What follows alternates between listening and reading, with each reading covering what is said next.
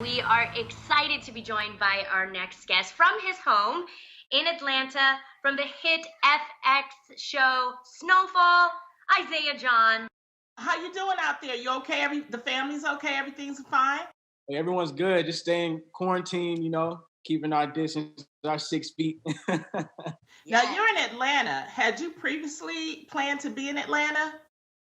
So I actually didn't plan on it. It was a last minute trip. I literally just drove from LA to Atlanta because FX was like, we don't want you to get on the plane. I was like, well, I don't want to stay in LA. All my family's in Atlanta. So I was like, let's make that drive. So I made that drive. Yeah, drove straight, no brakes. Wow. Glad you made it. That kept you busy. But now that you are there, how are you keeping yourself busy during the quarantine? I am training my dogs one-on-one with them. A lot of What kind yard of dogs work. do you have? How many? I have two Doberman Pinschers. How are the dogs taking your direction? Are they listening? Are they not listening? So the oldest one is actually the one that was being disobedient and decided to run away one night at like 11 or 12 in the morning. Gosh. He was Oh no. in the dark. So I spent over an hour trying to find him in the dark. Oh, wow. At least, I mean, what's crazy is that the Snowfall also stopped production. So I want to know, how have you been dealing with not being at work? Is that kind of weird, adjusting to that? It is because we were literally halfway finished with filming episode 4. And things are getting so, I mean, it's been good the whole time, but it's getting like the storyline is like really picking up and getting really interesting. And so I was like, man, I was so disappointed. But, I'm really happy that, FX decided to do that, putting everyone's health first and making that a priority. Most So, important, yes.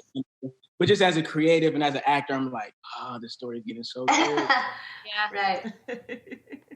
So, Now, before you hit it big as an actor, with storylines that are all juicy, you were a janitor at a local gym. But you kept that job even after you booked your role on Barbershop, The Next Cut. What made you still stick with that job? Honestly, I knew that my role in Barbershop wasn't that significant. I was only on set for a day.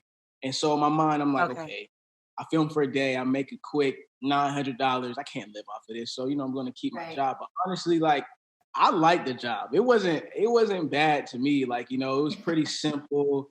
It was very flexible with auditions and meetings and things that popped up out of nowhere. Like the owner of the gym, I had a great relationship with her. So she was very understanding. And that job taught me so much. It taught me a lot. So I only worked there for 2 years. Like what? It taught me patience. Some of the lessons. Yeah, it taught me patience. Patience definitely, because even when I filmed Barbershop, I was actually in the preview of the movie. So I would be mopping the floor and then I'd look up at the TV and then my face would be on the screen and everyone in the gym is like, why are you here if you're on the TV? And I'm like, right. It's hard to explain that to people that don't really understand the industry. So I was like, it's one of those things, I'm just going to keep working hard or whatever. But it taught me patience and it taught me to not be so prideful. So you once said you only had $2 in your bank account before you got the role on Snowfall. And since a lot of people are going through, some difficult times, they're worried about their finances, rightfully so. What advice can you give them? I feel like it's mostly mental and where you place your value in things. Like I place my value in things, not with necessarily materialistic things, but just experiences in life. And experiences don't have to be expensive. It can, like working at that gym taught me to appreciate the small things in life and not necessarily look to spend the most money to have the most fun and to appreciate the people that are around you. And a lot of people in this time, are very fortunate to be around their family. So I just suggest that people just get to know your family and just talk about things that needed to be talked about, that never were addressed. Just handle all of your family business if you're around your family or your friends and just, take care of things that really matter, not really focus on the financial part of things because everyone's in the same financial boat, and nobody's really getting to work. Everyone is quarantined and staying to themselves. So it's like, just handle the things that actually matter in this time. Now, you know what?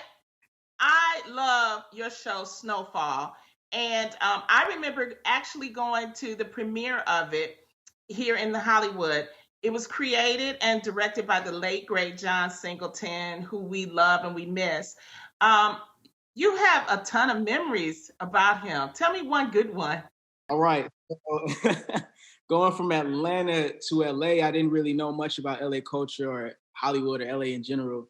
And so I was kind of nervous, I'm not gonna lie. And the fact that I was able to be in the presence of someone that I grew up, watching his movies and learning from his direction in Hollywood. And so we got to LA, I booked the role, and then he invited my mom and I on his boat just to, ask him any questions, to pick his brain about, anything that I, question or whatever. So we went and he literally like cooked for us. He made sausages and some green peppers. Dang. He was chefing it up on his boat.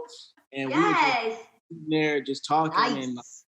And that was like one of the most great experiences I had with John. Like that was very personal because we just met him and he welcomed us with open arms. So that was a great memory with John. He got you into photography too, right? He did. So I grew up, my dad has been doing photography for over 30 years and I never was like interested in it. So John was on set and he always carried this little camera, wrapped around his shoulder. And he took a picture of me. I said, oh, let me see that picture. I'm sure it's dope. And he showed me. I was like, yo, this quality is crazy. And he told me what camera it was. And the next day I went to get the same camera he had. That was another great thing that, John and I connected on.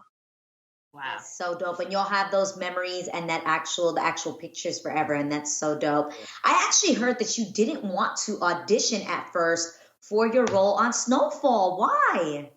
So 2016 as an actor was a very stressful year prior to my audition for Snowfall because a lot of auditions that I was getting a lot of auditions and the casting directors always, follow back up and just say, hey, your acting is fine. It's hard to place you because of your look. Your look is kind of hindering you at this moment because to a lot of productions, it's like you don't look African-American enough to fit in with the rest of the family or with this style that we're going for or whatever. So I was hearing a lot of that. And that was very discouraging for me. So when I got when I heard about the audition for Snowfall, I'm like, a John Singleton project, LA based in the 80s. I was like, they're not going to pick me. So I'm not going to even waste my time. I don't even want to hear it again. Like, I want to take a break from acting. My mom was like, no, you're going to audition. I was like, no, I'm not. So we literally argued about me auditioning because I told her, I was like, I don't even want to waste my time to learn this script because they're going to tell me no. And so I ended up doing it. I was like, I don't want to hear about it no more. So I did it. And she was like, this is horrible. You're going to redo it. So she coached me through it because she knew I just like, Thank God for your moms. Yeah, she saw that I didn't really put any effort into it. So I actually put effort into it. She coached me. She's like, I want you to do this. I want you to do that. I was like, okay, whatever. I just wanted her to just be quiet at that point. So I was like, I'm going to just do whatever you tell me to do. And so I forgot about it, went back to work. And like less than a week later, they followed back up and said, hey, we want to fly you out for a chemistry with Dan. Nice. Wow. That's amazing. Great story. Well. So that production has temporarily been shut down.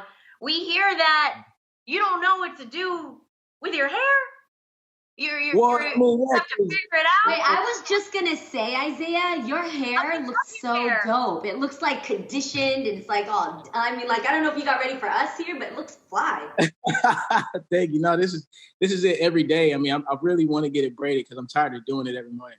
Oh, okay. So you have to do it every day. Like my afro this season. Well, my afro typically is like kind of small, so I was like, when we started this season, I was like, I don't want to cut my hair, so I just want to grow it out. So my afro was like getting huge, like during this season, and now that we're taking this break, my hair is just growing, and I'm like, I don't know what they're gonna do when I get back to set because it's gonna be way longer than. Thank you. Well, what other projects do you have coming up, Isaiah?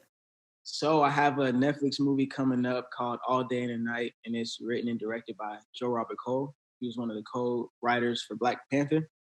And it's starring myself, Ashton Sanders, Jeffrey Wright, It's coming out on Netflix, which is a perfect time right now because everyone's already home. Yeah. So everybody can. What we're doing? We're Netflixing. Exactly. We're done with Tiger King. We need something new, Isaiah. Hook us up. I mean, so yeah, that's coming out. That's coming out May 1st. Okay. Yeah, I'm excited to see. I'm so happy for you, Isaiah. I love it. You're healthy, your hair is growing, your books. What else can you think about? I mean, this is perfect for you. So tell us when we can catch Snowfall. Hopefully July. Okay. Sure, it's going to get pushed back, but hopefully July. Okay. Fingers crossed. All right. Yeah. Well, you stay safe out there in Atlanta, okay? Take care of yourself and your family and those dogs. I'll give you an applause. Thank you so much. Thank you for joining us.